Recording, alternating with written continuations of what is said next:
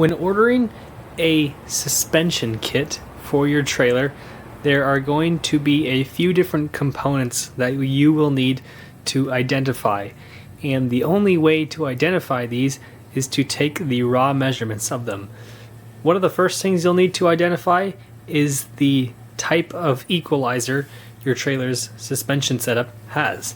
So to find the type of equalizer, you'll take a tape and measure from the center of eye on the bottom left eye of the equalizer all the way over to the center of eye on the bottom right hand of the equalizer. And on this equalizer we can see that this measurement comes to 7 3/4 center of eye to center of eye. The next thing you'll need to identify is the length of bolt that your suspension setup has.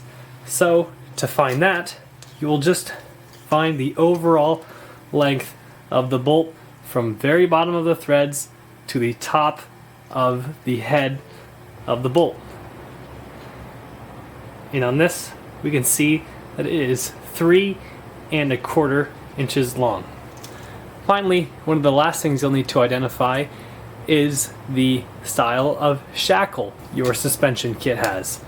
And to find this, similar to the equalizer, you will be measuring from center of bolt hole to center of bolt hole. And on this one, we are getting 2 3/4 of an inch.